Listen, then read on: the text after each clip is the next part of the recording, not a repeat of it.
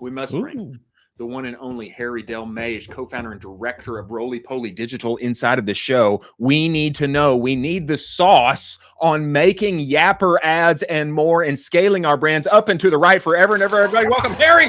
Get in here, Harry. Come on. Get in here. Yo, what's up, guys? How's it going? Let's go. Harry, our morning's going even better now that you are here. So we appreciate you making the time to join us. Right, you are such a charmer, man. I was like, that's crazy. Harry, where is this accent coming from, my friend? Where's this accent of yours coming from? I'm from England, but my last name is French. But I'm not French.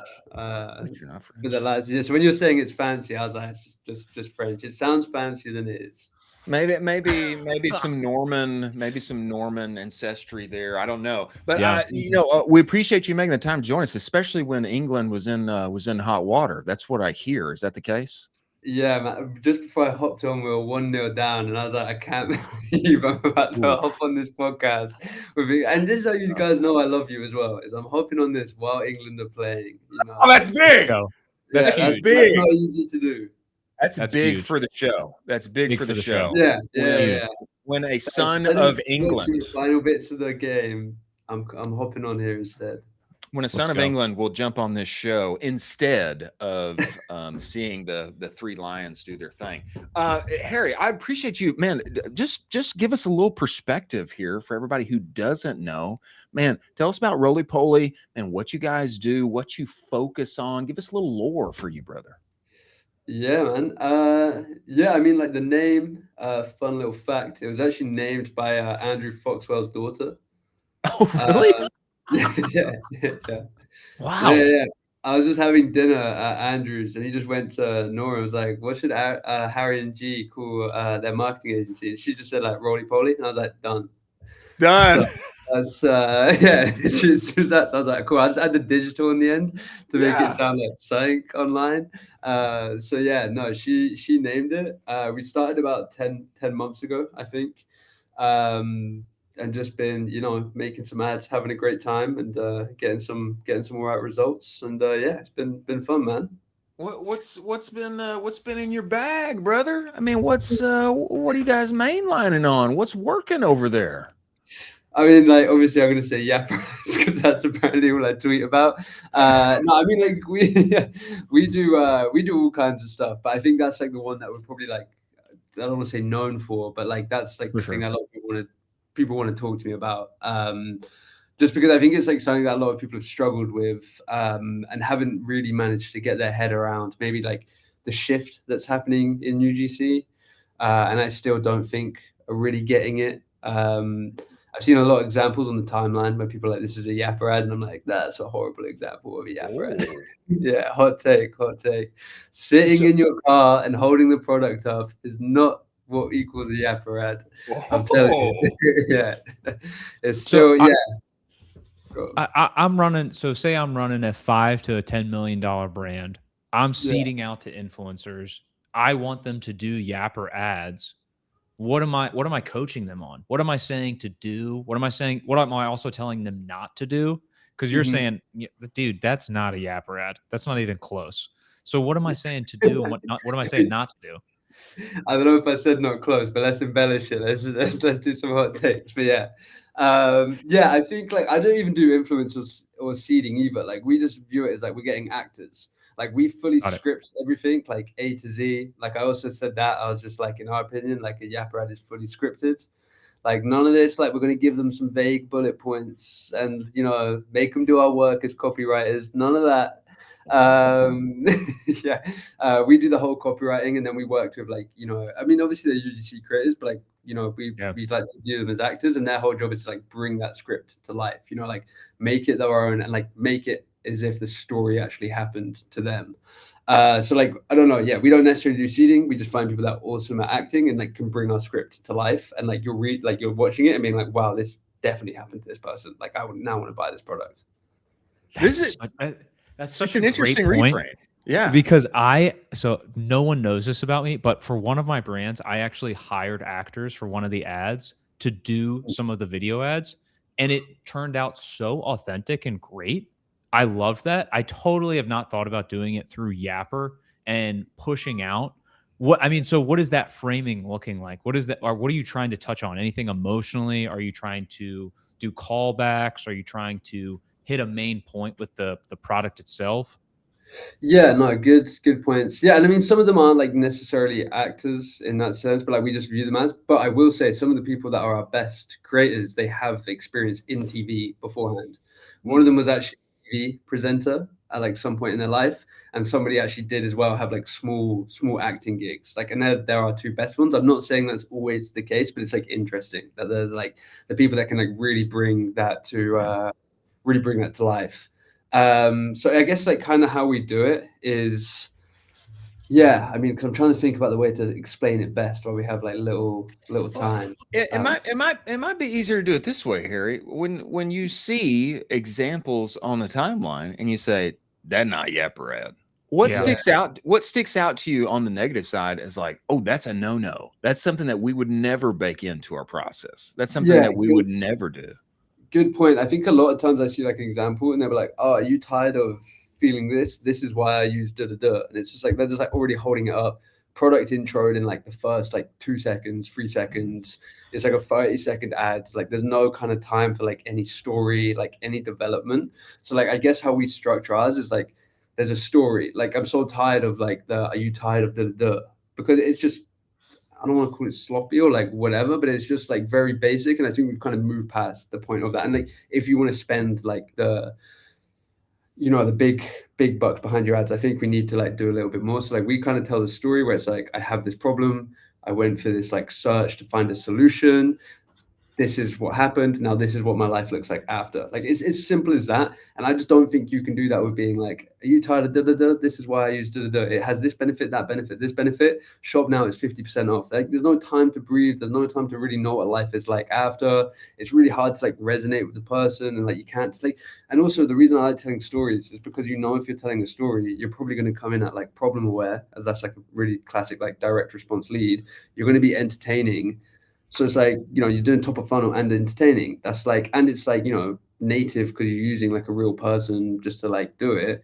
So it's just like a win-win, like you're just combining those three things together. But I think, what a lot of people do is they just like do that kind of like basic hook, shoehorn the benefits, and then just hit them with like a really aggressive CTA. And they're like, "Well, why is my yapper ads not working?"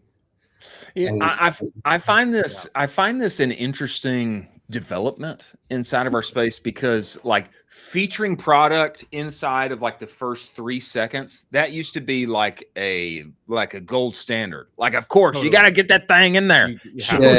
You show people what it's about. Now, as social has continued to transform and evolve, now it's whoa, we're rushing the product here. Product. And I also think that this element of story that you're emphasizing, I think this is also so interesting inside of the kind of native social feed, and how content, winsome content on the internet has evolved. I really do believe that at a base level, we are storytelling animals as humans, in the sense that we use story to make sense of everything in our world. And it's almost like you listen to a speech, whatever. As soon as somebody starts telling a story, you're locked in.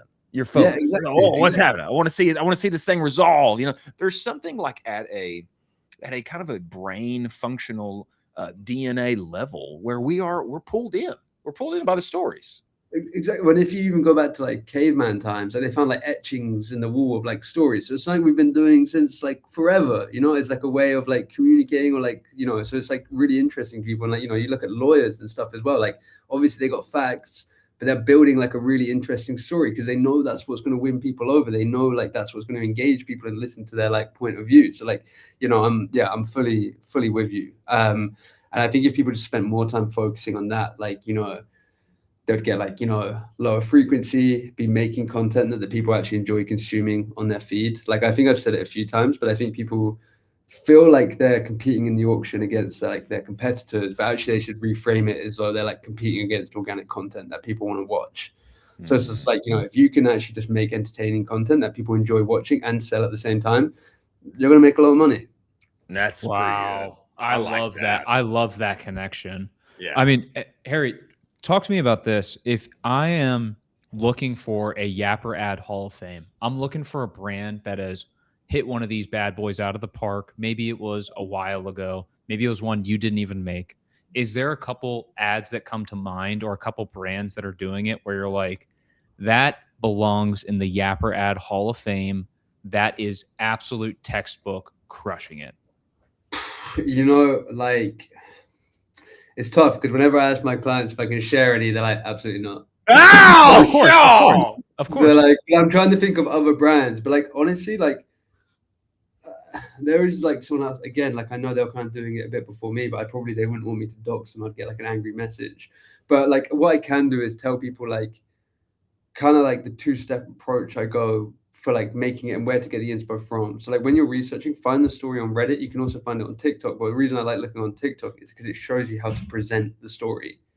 It shows you how people are filming that content, how they're talking about it, and you can just copy that. You know what I mean? So it's just like, I think too much also as well. Like people look for brands for inspo when you can just crank open like TikTok and within like 10 minutes find like lots of banger video examples on like to recreate. And I think actually like people, I don't really remember the last time I opened up a ads library to stalk on a brand, and our results have like never been better. You know what I mean? This is interesting. Whoa. I like this point. I will like this. say maybe this is because I am ADD, but a lot of times when it's like time for a new set of ads, I'm just like, what's in my mind? I just brain dump, you know. And what I know, what I have ingrained in me is like, I really should like go research like some other brands inside of our category. I should do this. I should do that.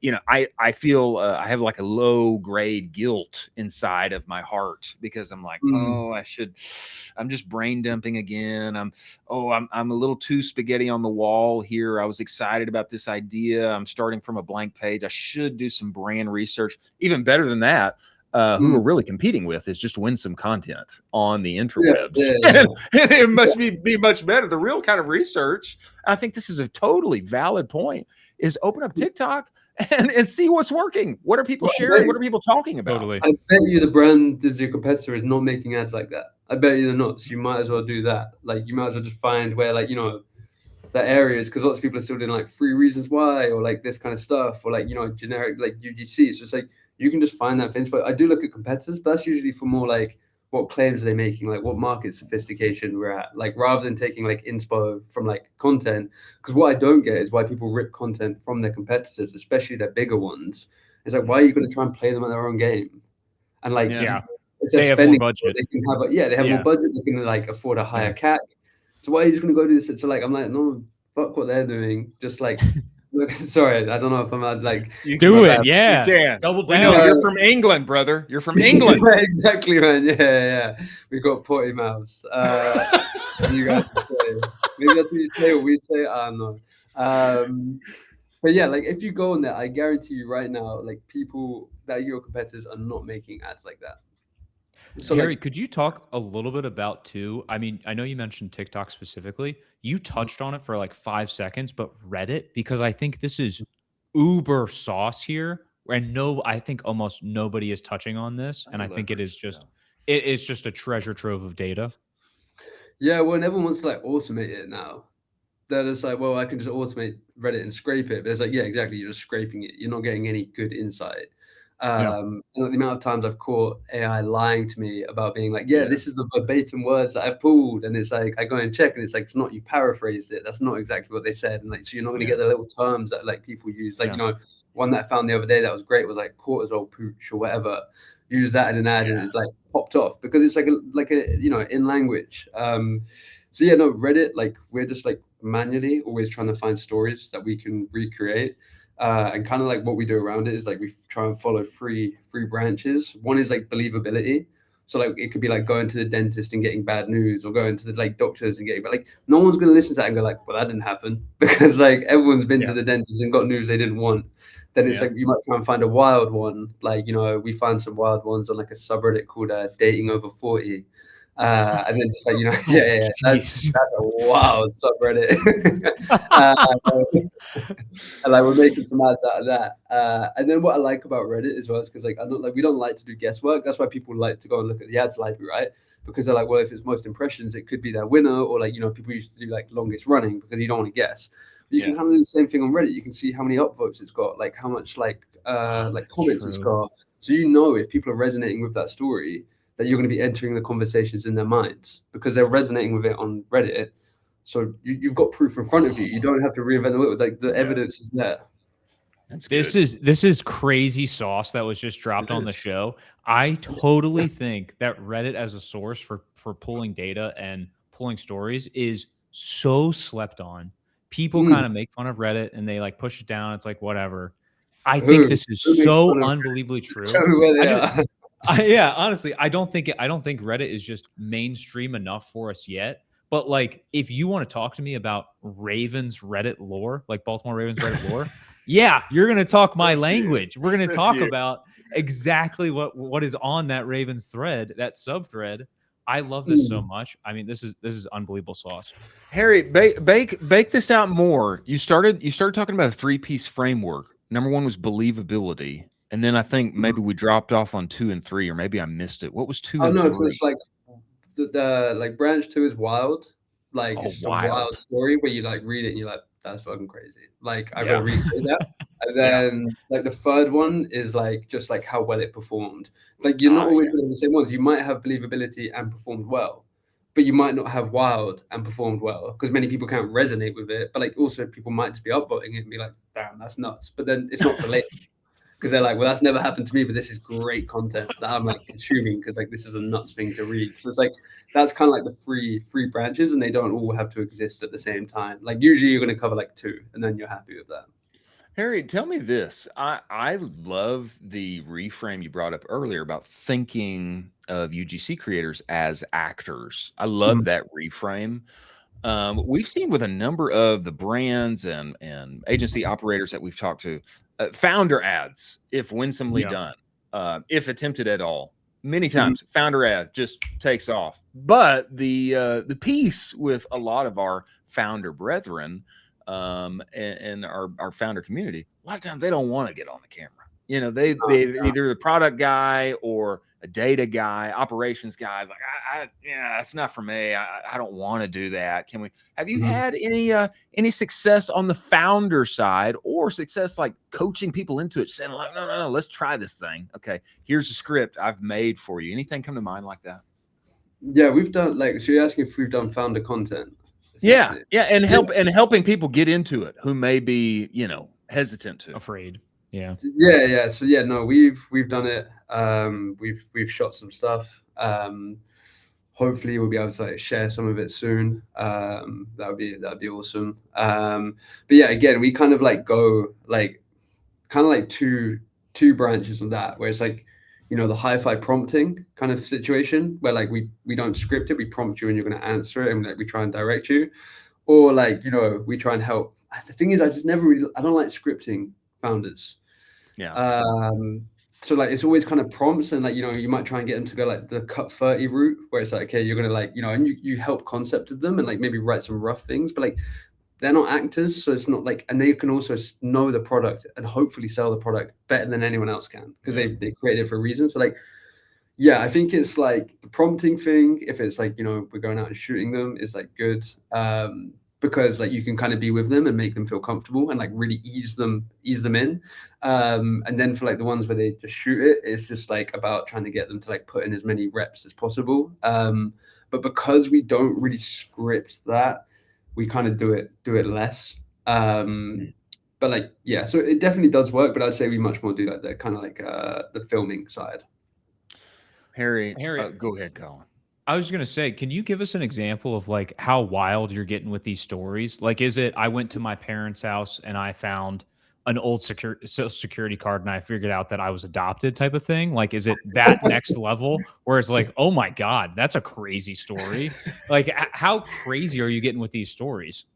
It's a good question, and something that like happened in like some of the calls I did recently, where like, like the native long form ads, Whereas like you have like the native image and that like long form kind of thing. Yeah.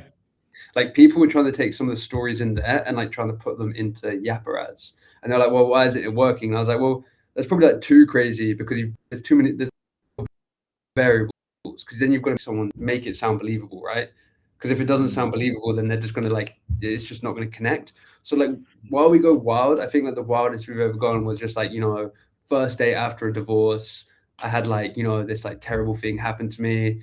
You know, and I think like in that ad, like we even like, you know, she did some stuff before it. She had like smudged some like mascara under her eyes. Oh yeah. Oh yeah. Yeah, so it looked like she'd been like crying and like, you know, so like it did really well. But like some of those ones where it's like you see those nut stories on those long forms, it's like really hard for someone to like make that seem believable. You know what I mean? Because they gotta when they're watching it, they gotta trust you. And as soon as that kind of goes, and like people are better at like understanding that than like I think sometimes we think.